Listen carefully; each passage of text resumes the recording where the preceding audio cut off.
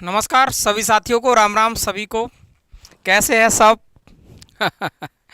बढ़िया, एकदम शानदार।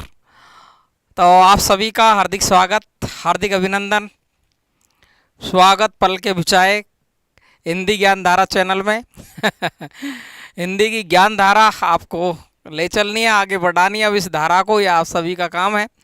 आप सभी का फिर से स्वागत हिंदी ज्ञान धारा चैनल पर। साथियों, जहाँ से भी आप मुझे देख रहे हैं, बहुत प्यार आप दे रहे हैं, बहुत अच्छा लग रहा है मुझे भी। आपके कमेंट, आपके जो व्यूज़ है वो बहुत आनंदित कर रहे हैं, खुश कर रहे हैं। अपन ने चैनल का नाम चेंज कर लिया है, जो DS सैनी चैनल था उसको अपन ने ज्ञान धारा में बदल दिया है, हिंदी ज्ञान धारा में। पढ़ते रहिए साथियों बहुत आनंद के साथ, और बहुत ही महत्वपूर्ण क्लास आपके सामने मैं फिर से लेकर आया हूँ। ऐसी ही क्लास आपकी हर दिन चलती रहेगी, हर दिन चलती रहेगी, कुछ नया आता रहेगा। आओ साथियों, कम समय में करें दमदार तैयारी। तो हम कम समय में दमदार करने की कोशिश कर रहे हैं, शॉर्ट कर रहे हैं, उसको इकट्ठा कर रहे हैं एक जगह पर। और ऐसा आपको मिलना बहुत दुर्लभ है, मिल तो सकता है खैर, लेकिन मिलना दुर्लभ है, क्योंकि बहुत मेहनत करनी पड़ेगी यदि आप भी ऐसा करोगे तो आपका प्यार प्रेम ऐसे ही बना रहे। लेकिन बहुत सारे लोग हैं, मेरे भाई हैं, मेरी बहन है, या मेरे साथी हैं, आप मित्र हैं, जो भी मुझे दोस्त मानना चाहते हैं, वो सब आप बिना सब्सक्राइब किए पढ़ रहे हैं, बहुत सारे लोग 54%। तो साथियों, आपसे करबद्ध निवेदन है आपसे कि आप चैनल को सब्सक्राइब करें। आपका इतना सा काम है, मेरा लालच इसमें यही है, बस इतना सा, और कोई लालच नहीं है। तो आपको सब्सक्राइब करना, लाइक शेयर आपका काम है, कमेंट करना आपका, पुनर्बलन देना आपका काम है, मेहनत करना मैं कर रहा हूँ, आपको साथ में मेहनत जुड़ के करनी है। तो आज अपन क्या पढ़ने वाले हैं, आपके लिए हिंदी साहित्य में क्या खास होने वाला है। बहुत ही ज़बरदस्त, बहुत महत्वपूर्ण क्लास आपकी आज होने वाली है, जिसमें आप देखिए आपको शानदार चीज़ मिलेगी। मैंने यहाँ पर देखिए क्या क्या लिखा है। एक तो प्रमुख अवतार है ना, यहाँ से आपको काफ़ी बार सवाल यहाँ से पूछा गया है, प्रमुख अवतार से सवाल यहाँ से पूछा गया है। और आप देखें ना, तो प्रमुख रचनावली खंडों से भी आपके सवाल यहाँ पर कई बार यहाँ से पूछ लिए गए, रचनावली खंडों से भी सवाल। अब देखो, रचनावली जो खंड है वो कौन कौन से हैं, कौन किस कवि की रचनावली कितने खंडों में है, ऐसा सवाल आपको पूछ लेता है सीधा ही, वो देखेंगे। एक आपको ये प्रमुख सर्ग है, 3-4 सर्ग, जैसे कामायनी में कितने सर्ग है ना, तो आपको जैसे वैदेही वनवास में कितने सर्ग है, तो ऐसे 4-5 सर्ग है, उसके बारे में बात करेंगे। और कामायनी के पूरे 15 सर्गों को रटा डालूंगा मैं आज ही। आपको सीधा ही सवाल पूछता है कि बताओ कामायनी का छठा सर्ग कौन सा है, तीसरा कौन सा है, पांचवा कौन सा है, अंतिम कौन सा है, पहला कौन सा, कोई सा पूछ, कोई दिक्कत नहीं है, हम करेंगे करेंगे करेंगे करेंगे। तो देखिए साथियों, आइए करेंगे अपन दमदार तैयारी के साथ, और शुरू से अंत तक जो बना रहेगा, सफलता का राज यही है कि आप एक भी शब्द को नहीं छोड़े, तो बहुत बढ़िया होगा आपके लिए। तो देखिए साथियों, आप बात कर रहे हैं प्रमुख अवतार पर, तो देखिए यहाँ से काफ़ी बार सवाल आपका पूछ लिया गया है। ये जो मैं आपको यहाँ मैंने मोटे अक्षरों में लिखा है, क्योंकि सवाल तो भाई आता ही आता है हिंदी साहित्य में, बहुत ही शानदार। आपको कहेगा कि बताओ निम्नलिखित में से कौन सा सुदर्शन का अवतार है, कृष्ण की बंसी का अवतार कौन है, लक्ष्मण के शेषनाग का अवतार कौन है, राम की पादुकाओं का अवतार कौन है, विष्णु का अवतार कौन है। इस तरीके के सवाल आपको यहाँ से पूछे जाते हैं, काफ़ी बार पूछे गए, काफ़ी बार। आपको यह दे देगा निम्बकाचार्य किसके अवतार है, सीधा ही दे दिया।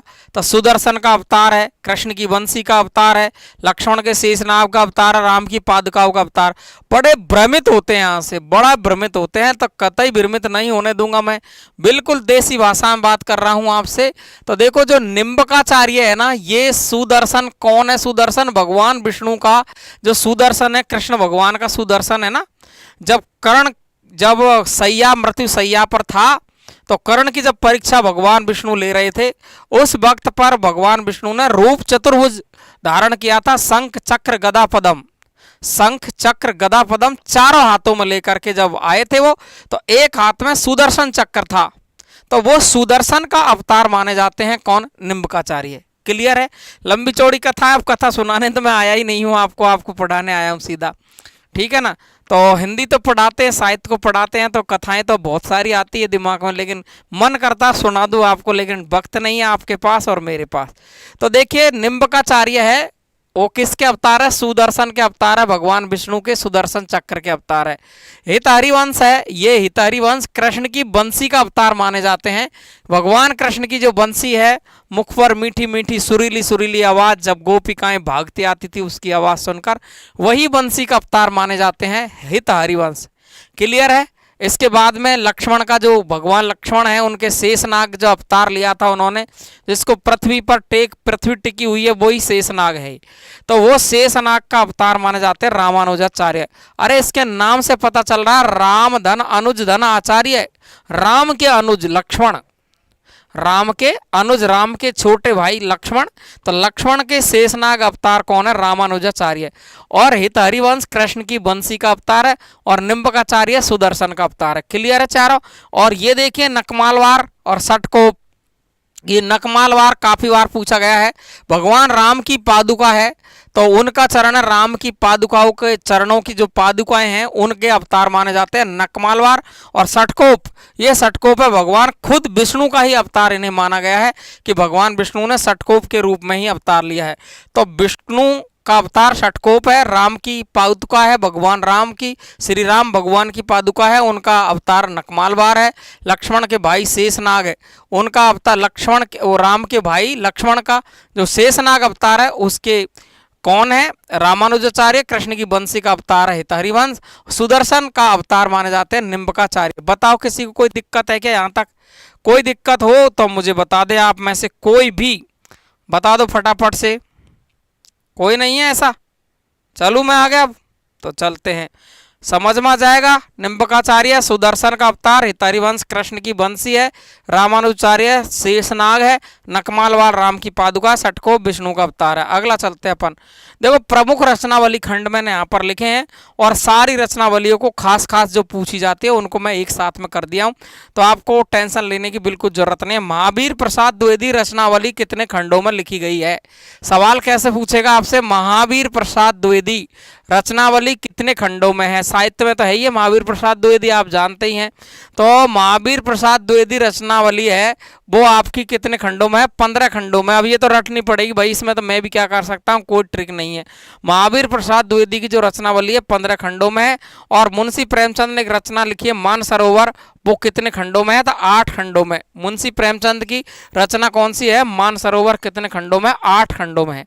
8 खंडों में है, ध्यान रखेंगे। महावीर प्रसाद द्विवेदी रचनावली 15 खंड, मानसरोवर 8 खंड। रघुवीर साय रचनावली, तो रघुवीर साय रचनावली है वो 6 खंडों में है।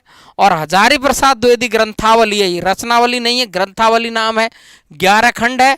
और हरिवंश राय बच्चन ग्रंथावली वो 10 खंड में है। ध्यान से सुन लेंगे, काफी बार सवाल यहाँ से पूछ लिया गया। हरिवंश राय बच्चन ग्रंथावली 10 खंड है, हजारी प्रसाद द्विवेदी 11 खंड है, रघुवीर साय 6 खंड है, मानसरोवर के 8 खंड है, और महावीर प्रसाद द्विवेदी रचनावली के 15 खंड है। क्लियर है? तो ध्यान से रट लेंगे एक बार।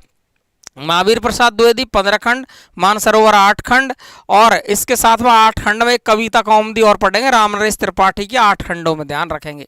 तो महावीर प्रसाद द्विवेदी 15 खंड, मानसरोवर 8 खंड, रघुवीर साय 6 खंड, हजारी प्रसाद द्विवेदी है वो 11, और हरिवंश राय बच्चन है वो 10 खंड है। क्लियर है ना?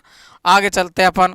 आगे देखिए आप, बाबा साहेब अम्बेडकर संपूर्ण वाङ्मय नाम से ये आपकी इनकी रचनावली मिलती है। बाबा साहेब अम्बेडकर संपूर्ण वाङ्मय नाम से 21 खंड में।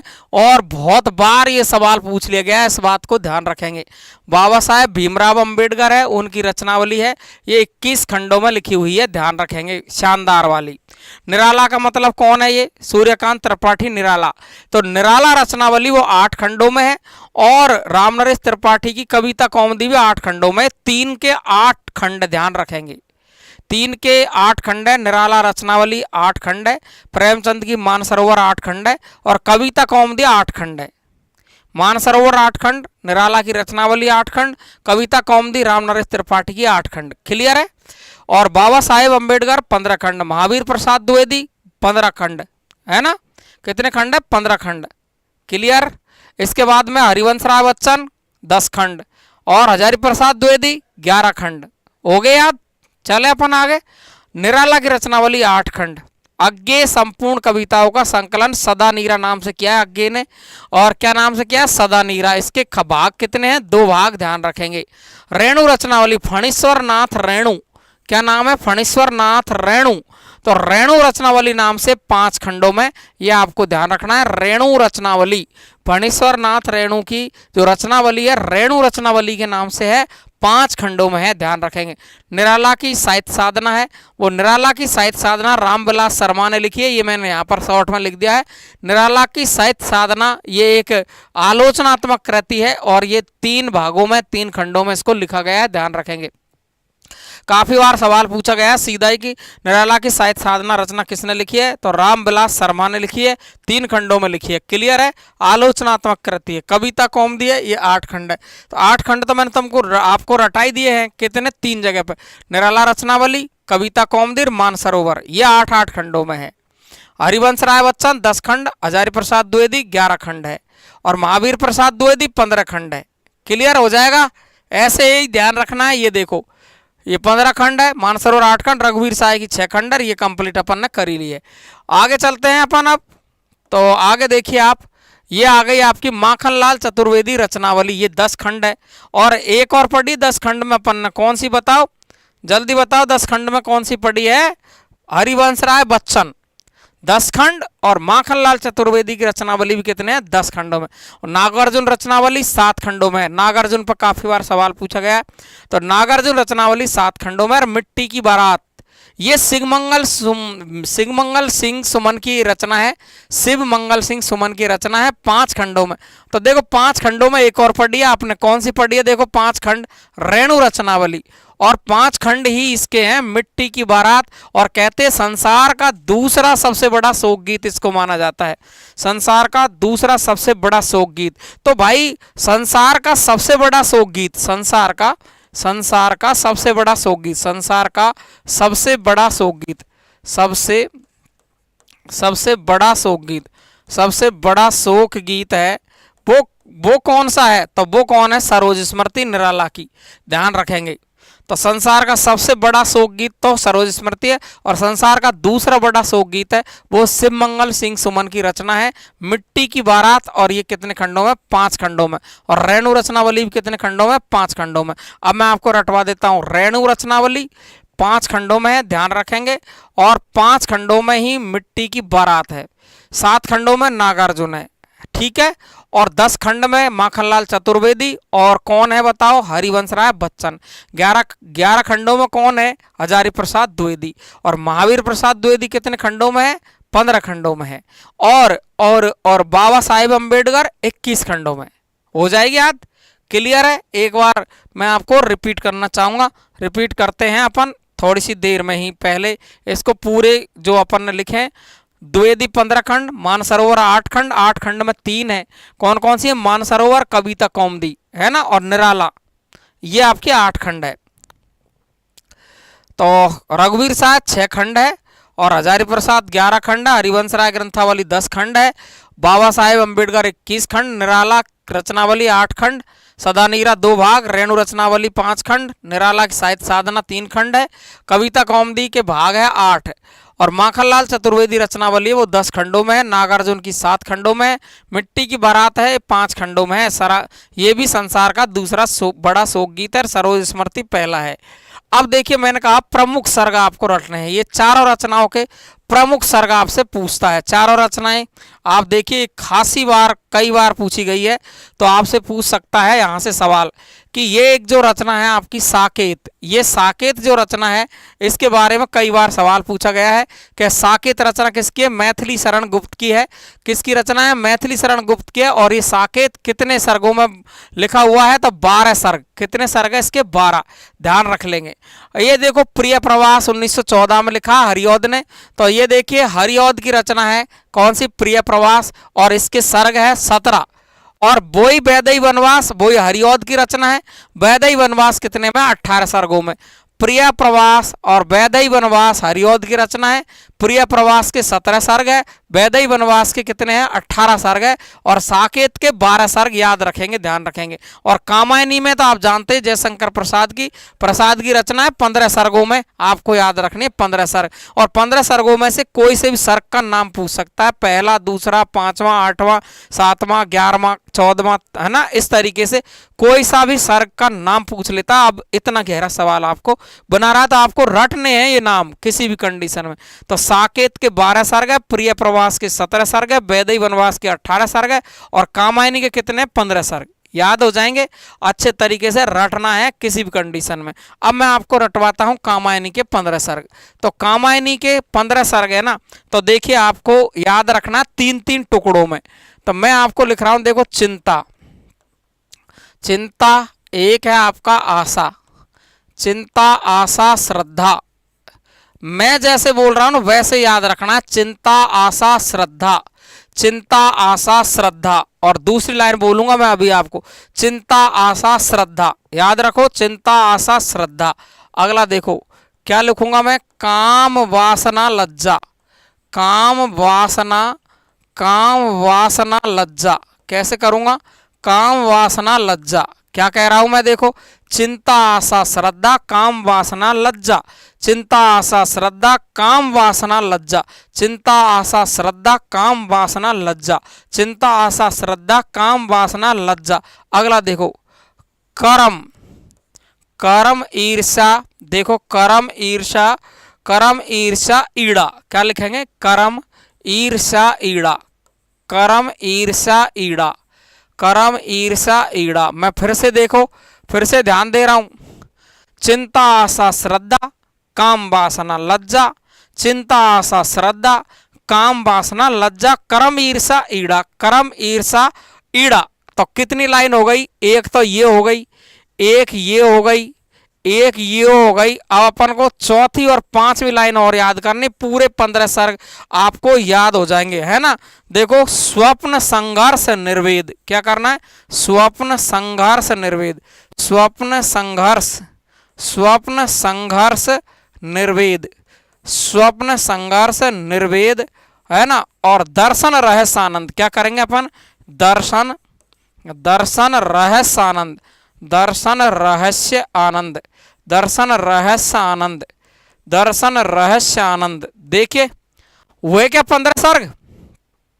ये जो मैंने आपको 5 लाइनें लिखी, ये पांचों लाइन आपको इसी तरीके से रटनी है। कैसे रटनी है, देखो कहां से चालू करनी है, चिंता, आशा, श्रद्धा, काम, वासना, लज्जा, कर्म, ईर्ष्या, ईड़ा, स्वप्न, संघर्ष, निर्वेद, दर्शन, रहस्य, आनंद। चिंता, आशा, श्रद्धा, काम, वासना, लज्जा, चिंता, आशा, श्रद्धा, काम, वासना, लज्जा। मन ही मन में बोलते रहो, चिंता, आशा, श्रद्धा, काम, वासना, लज्जा, चिंता, आशा, श्रद्धा, काम, वासना, लज्जा। और फिर कहां से चालू करें, कर्म, ईर्ष्या, ईड़ा। ध्यान रखो, कर्म, ईर्ष्या, ईड़ा, कर्म, ईर्ष्या, ईड़ा, कर्म, ईर्ष्या, ईड़ा, स्वप्न, संघर्ष, निर्वेद। और लास्ट की पंक्ति ऐसे रखोगे, दे, निर्वेद, और फिर दे से चालू कर दो, दर्शन, रहस्य, आनंद, दर्शन, रहस्य, आनंद। तो चिंता, आशा, श्रद्धा, चिंता, आशा, श्रद्धा, काम, वासना, लज्जा, कर्म, ईर्ष्या, ईड़ा, स्वप्न, संघर्ष, निर्वेद, दर्शन, रहस्य, आनंद। इनका क्रम कैसे है, ये बात ध्यान रखना है, ऐसे गलती नहीं कर देनी है, बहुत कठिन है ये चीज, ध्यान रखेंगे।